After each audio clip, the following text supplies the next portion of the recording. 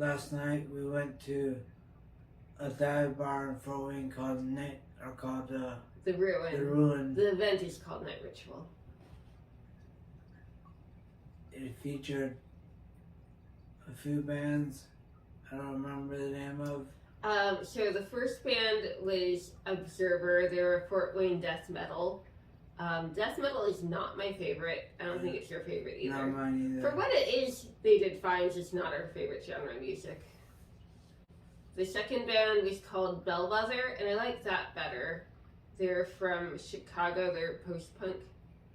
And then we didn't get to see the third band, The Zoom, which was Detroit Deathgaze. So as one does at a bar, we'd had drinks. And as happens when one has drinks is one needs a bathroom. The bathrooms were not wheelchair accessible.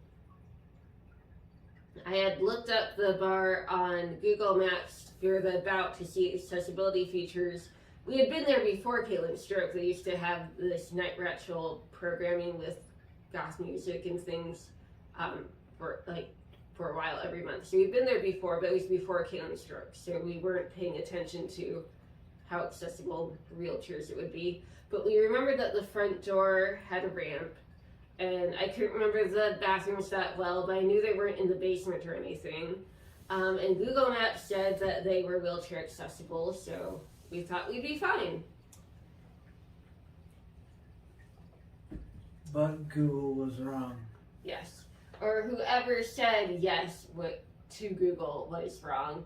So the bathrooms might look like they should be accessible, like there's no step or anything, but the doorways were not the standard doorway size. They were more narrow. They were the 28-inch wide doorway. I mean, I have a relatively narrow Yeah, wheelchair. this is not a bariatric wheelchair. It was still too narrow. So it was basically exactly the width from here to the other side of his wheelchair. So technically he could get through the doorway, but then once you go through the doorway, there's the door. So we were hitting the edge of the door, and there was literally no way to actually get into the bathroom while in the wheelchair. And then once you're in the bathroom, so they didn't have a bar or anything by the toilet, which we could have coped with if we could have just gotten into the bathroom, but the doorway was too narrow. So we ended up going home so we could use the bathroom here. Luckily, this bar is only 10 minutes away. But yeah, that was very disappointing because we thought they would be wheelchair accessible bathrooms. You see one of the bands was Bellwether? Yeah, the second one, the one we liked. Because I'll check. I think that's Sarah her and name. William Faith's band is called Bellwether Syndicate. I lied, it's Bellhead. Oh. You're right, Chicago post-punk. I wonder if they were influenced. Yeah, Bellhead, I had the name wrong. The Chicago post-punk band I really liked. Yeah, me too. And I had been hoping that the Ruin would have Night Ritual as a monthly program again, like it did before the pandemic. But no, I don't want them to do. I want to be somewhere that is more accessible. Which is too bad because we used to like that bar. Their drinks are really reasonably priced. Caitlin, guess how much we paid last night for our drinks? I don't know what. $6 each. Which is a really good deal. Like, we both got a cocktail. They were normal sized, tasted good. So my cocktail included 3 or 4 different. okay, yours had 3 types of booze. Yeah. Mine only had 2. But still, like, that's a really good deal. I guess we paid a $7 cover, so maybe they felt like they don't have to charge a lot for drinks, but most places charge much for drinks.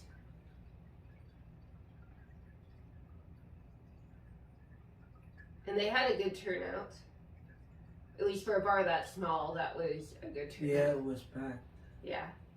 I think if you had that many people at Healer, we went to in Indianapolis, it would have felt like, wow, it's so empty because that's such a bigger venue. Yeah. But for a small dive bar in Fort Wayne, it was a good crowd. Problem was that because of my visual changes, the bar didn't look like it used to me. I felt like I was being pushed through a canyon of architectural rubbish. the level of the tables around the bar is about right where my eyes are, so I was seeing the tops of tables right under my eye gaze, which made it look like they were the dance floor and that there was a big hole underneath the dance floor. I just made a realization. What? I'm not sure how low this is going to cut off. I'm wearing my pink fuzzy socks, and they might be visible when I have my legs up. We'll find out. I've been doing laundry. The basement floor is cold, so my pink fuzzy socks are comfortable for that. Anyhow, hopefully I'll get to cut that part out of the video and my pink fuzzy socks won't be visible, but in case they are, I thought I'd mention. That's why.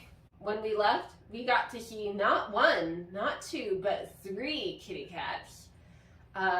When we went to Witch's Brew in South Bend, we only saw 1 kitty cat, but that kitty cat did insist that we pet them, so that was nice. These kitty cats were outside. There was a lady on her deck. The ruin is in a neighborhood with a lot of housing, so there's a lady on her deck hanging out with her cats. And they came close to us, but not quite close enough for us to pet them.